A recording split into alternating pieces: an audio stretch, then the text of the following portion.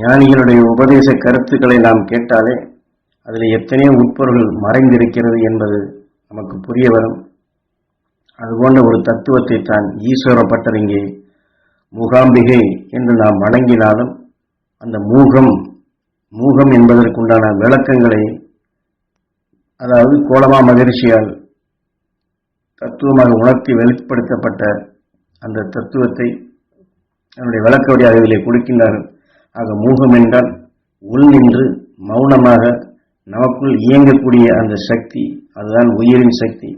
ஏன்னால் நமக்குள் உயிர் இயங்கிக் கொண்டிருக்கின்றது, ஆனால் நமக்கு தெரிகிறதா என்றால் தெரிவதில்லை. அதனுடைய செயலாக்கங்களை நம்மால் உணர முடிகிறதா என்றால் நம் நினைவை செலுத்தினால் அதனுடன் தொடர்பு கொண்டால்தான் அறிய முடியுமே தவிர, அது உள்நின்று மௌனமாக நமக்குள் உள்நின்று அது இயக்கிக் கொண்டே உள்ளது. நம்மை உணர்ச்சி வசப்பட செய்வதும் உணர்ச்சிகளால் ஆழ்வதும் நாம் எடுத்துக்கொண்ட எண்ணங்கள் உணர்வுகளை நமக்குள் உருவாக்கி நம்மையே அதன் வழி இயக்க சக்தியாக இருப்பதும் உயிர்தான். ஆனால் நாம் அந்த உயிரை பற்றி அறியாதபடி நான் செய்தேன், நான் பேசினேன், நான் சொன்னேன், நான் தான் இதை செய்தேன், எனக்குத்தான் இது தெரியும் என்று எத்தனை நிலைகள் நான், தான், எனது, என்னுடையது என்று சொல்லுகின்றோம். ஆனால் இந்த அனைத்திற்குமே சொந்தமானது அந்த உயிர்தான். அது மௌனமாக உள்நின்று இயக்குகின்றது. ஆனால் நம்மை நாம் அறியக்கூடிய நிலைகள் பெற வேண்டும் என்பதற்குத்தான் தத்துவங்களை ஞானிகளும் சித்தர்களும் நமக்கு உணர்த்தி காட்டினால். அந்த அடிப்படையிலே தான் இங்கே விண்ணிலிருந்து உதித்த நிலையிலிருந்து விளக்கம் கொடுக்கின்றார் ஈஸ்வரப்பட்டவர்கள். கோலமா மகரிஷியால் கொடுக்கப்பட்ட தத்துவத்தின் உட்பொருளை ஒளியால் விண்ணிலே உதித்த ஒரு உயிரணு பூமிக்குள் வந்து ஜீவன் என்ற உயிராத்மாவாக மனிதன் என்ற ஜீவ பிம்ப சரீரம் பெற்றதன் உண்மை நிலை என்ன? ஆக நான் எனது என்று இப்பொழுது சொல்கின்றமே, அது அந்த நானுக்கு சொந்தக்காரன் யார்? நான் என்றால் யார்? தான் என்றால் யார்? உண்மை நிலை என்பதைத்தான் கேள்வியாக எழுப்பி ஞானம் கொண்ட தியானத்தின் வழிமுறைகளை கடைபிடித்து ஞானியாக உருவாக உயர்ஞான வளர்ப்பில் ஓம் என்ற நாதத்தை கூட்டி ஒளிநாதமே ஒளி சக்தியாக்கும் சூட்சும தொடர்பின் நிலையை ஒவ்வொருவரும் பெறுதல் வேண்டும். அந்த உண்மைகளை உணர வேண்டும் என்றால் இந்த அடிப்படையில் நாம் தியானத்தை கடைபிடிக்க வேண்டும். அந்த ஓங்கார நாதத்தை கூட்ட வேண்டும் என்று இதை உணர்த்தி சந்தர்ப்பத்தால் நம்முடைய வாழ்க்கையில் நம் எண்ணத்தின் வழியாக வரும் விஷ வித்துகளை நீக்கிடவே. ஏன்னா நம்மை அறியாது நாம் சந்தர்ப்பத்தில் எடுக்கக்கூடிய கோபம், வெறுப்பு, ஆத்திரம், பகைமை ஊட்டக்கூடிய உணர்வுகள், பயம், சலிப்பு, சங்கடம், சஞ்சலம், வேதனை, துயரம், துன்பம், நோய், இப்படி சொல்லிக்கொண்டே போகலாம். இப்படி எத்தனையோ வகைகள் நமக்குள் விஷ வித்துகளாக நமக்குள் வருவதை நீக்குவதற்குத்தான் இந்த மூகம், அதாவது அனுபவ ஞானம் கொண்டு மூகம் என்ற செயலாக கோலமா மகரிஷி காட்டிய மூகாம்பிகையின் பொருளறிந்து நாம் செயல் கொள்ள வேண்டும். அதைத்தான் அவர் தெய்வம் நின்று கொள்ளும் என்று கூறினார். அந்த உண்மையையும் நாம் உணர்ந்து கொள்ள வேண்டும்.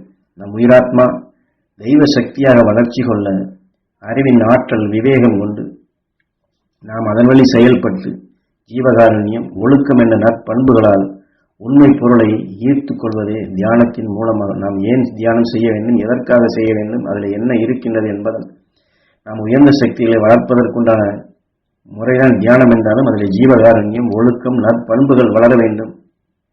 அதன் வழி நாம் செயல்பட்டால் அறிவின் தெளிவாக ஆக்கம், அந்த தெளிந்த நிலையை கொண்டால் நம்முடைய செயல்கள் அனைத்துமே ஆக்கப்பூர்வமாக அமையும். ஆக அந்த தியானத்திலே அந்த சக்திகளை பெறாதபடி, இந்த தியான நிலையில் ஈடுபடாதபடி நாம் சாதாரண நிலையில் கொண்டு செயல்பட்டால் அது அனைத்தும் தேக்கம்தான். அதாவது தேக்கம் என்றால் மீண்டும் நாம் இந்த மனித உடலிலேயே அல்லது இன்னொரு உடலுக்குள் தான் சுழண்டு கொண்டிருக்க வேண்டும். அதைத்தான் இங்கே சுட்டிக்காட்டி மனிதனுடைய எண்ணத்தில் இதுபோன்ற தேக்க நிலை வராது தடுக்க வேண்டும் என்றால் பகுப்பாற்றல், அதாவது மனிதனுடைய அறிவு கொண்டு பகுத்து அறிந்து பிரித்தறிந்து எது நல்லது எது தீமை என்றால் முதலில் சொன்னது போன்று மோகம் நமக்குள் அந்த மௌனமாக இயக்கக்கூடிய உயிரின் நிலைகளை உணர்ந்து நமக்குள் நன்மை எது தீமை என்பதை அந்த உயிரின் துணை கொண்டு, அது உள்ளின்று இயக்கக்கூடிய அந்த சக்தியின் துணை கொண்டு அதை நாம் தெரிந்து கொள்ள வேண்டும். அதைத்தான் பகுப்பாற்றல் என்று இங்கே சுட்டிக்காட்டி அந்த பகுப்பாற்றலை சீராக பயன்படுத்துபவன் ஞானத்தால் தெளிவாகின்றான், உணர்ந்து கொள்கின்றான் என்பது அர்த்தமாகின்றது.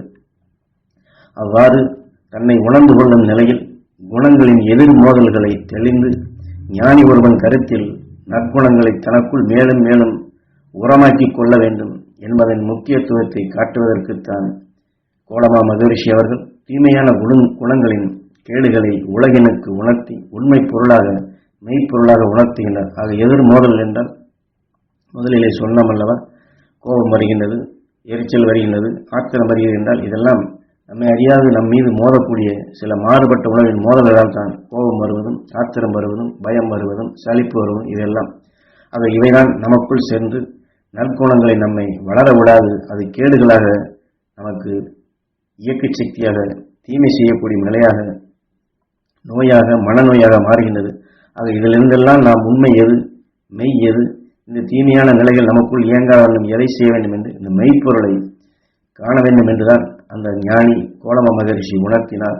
தீமை செய்யும் குணங்களை மனித சரீரத்தில் அறியாத நிலையில் அது எவ்வாறு ஈர்க்கப்படுகின்றது, அது பதிவு நிலை ஆகிவிட்டால் அந்த பதிவின் நிலையில் கொண்டு நம்முடைய சுவாசமே மாறுபாடான நிலையாகின்றது.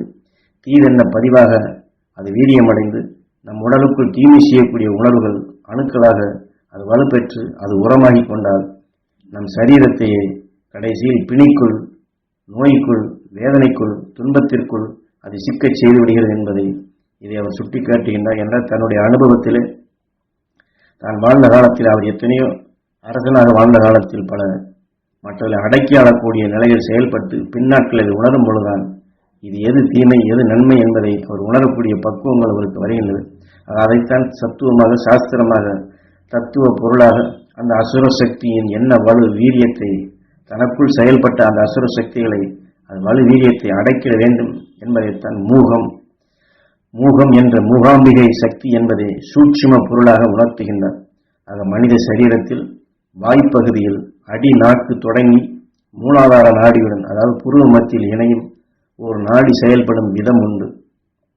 என்றால் இது தமிழிலே அதாவது ஆயுத எழுத்து என்று சொல்லும் அது நம் வாய்க்குள் அடி நாக்கிலே அதனுடைய தொடராக புருவ மத்திய வழியாக இயங்கக்கூடிய இந்த நாடியைத்தான் இங்கே சுட்டிக்காட்டி அந்த நாடியின் செயலால் நமக்குள் வரும் அத்தனை அசுர சக்திகளையும் அடக்கிட முடியும் என்பதே கோலமா மகரிஷி ஆதிசங்கரர் உடலிலே செயல்பட்டு மூகாம்பிகையாக அதாவது மூலச்சக்கரமாக அங்கே உருவாக்கி கொடுத்தார். உண்மை தத்துவம் அதுதான்.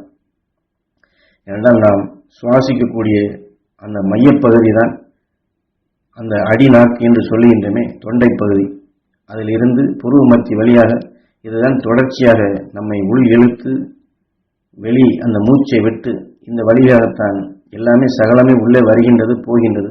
ஆக இந்த உயிரிலே படக்கூடிய இந்த நிலைகளைத்தான் அது மௌனமாக உள்ளின்று இயக்கக்கூடிய அந்த மூகம் உயிரான ஈசனிடம் புருவ மத்தியில் அதை தடுத்து நிறுத்த வேண்டும். தீமையான நிலைகள் இப்படி உள்புகாது அந்த அடிநாக்கு என்று சொல்கின்றமே அந்த இடத்திலே அது சுவாச காற்றாக உள்ளே சென்று ஜீவன் பெறாதபடி அதை மாற்றி அமைக்கக்கூடிய நிலையாகத்தான் மூகம் என்று இங்கே செப்புகின்றார் ஈஸ்வரப்பற்றவர்கள். பஞ்சேந்திரியங்களால் தான் இந்த மனித சரீரம் உருவானது என்றாலும் அதனுடைய செயல்படும் விதங்களை நாம் தெளிவாக தெரிந்து அறிவின் உயர்ஞான வளர்ப்பாக நாம் அந்த ரிஷிகள் ஞானிகளைப் போன்று நாமும் தெளிந்திடல் வேண்டும்.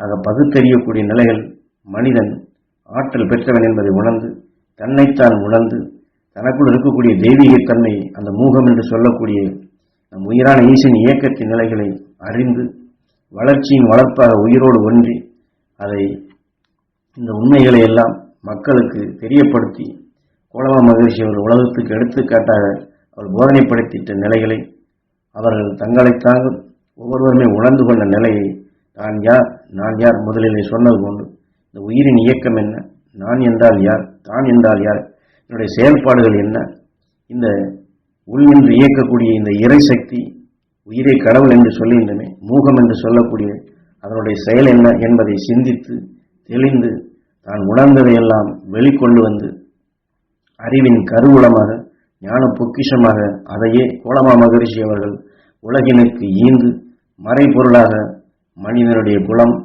மனித இனம் தன்னுடைய சிந்தனையை சீர்தூக்கி சுய வளர்ப்பாக ஆக்கப்பூர்வமான சக்தியாக வளர்க்க வேண்டும் என்று வெளிப்படுத்தி சென்றவர்தான் கோலமா மகரிஷி அவர்கள். ஆகவே அவருடைய அருளாசி பெற்று அவருடைய அறிவின் ஞானம் கொண்டு நாம் தெளிந்து வாழ்தலே மிகவும் சிறப்பு என்று ஈஸ்வரப்பட்டர் இங்கே நமக்குள் மௌனமாக உள்நின்று இயக்கம் உயிரான ஈசனை மூகம் என்று கோலமா மகரிஷிகள் உணர்த்தி அந்த உயிரின் துணை கொண்டு தன்னைத்தான் தெளிந்து கொண்ட நிலையை நாமும் தெளிந்து தன் இன மக்களாக அவர்கள் எவ்வாறு வாழ வேண்டும், வழி வர வேண்டும், தீமையிலிருந்து விடுபட வேண்டும், வேதனையிலிருந்து விடுபட வேண்டும் என்று தத்துவபூர்வமாக கொடுத்த உண்மைகளை நாமும் தெரிந்து கொள்ள ஈஸ்வரப்பற்ற அவர்கள் கோலமா மகரிஷியினுடைய தத்துவத்தை மூகம் என்ற அடிப்படையில் நம் உயிரினுடைய இயக்கத்தை இதில் தெளிவாக நமக்கு எடுத்து காட்டுகின்றார்கள்.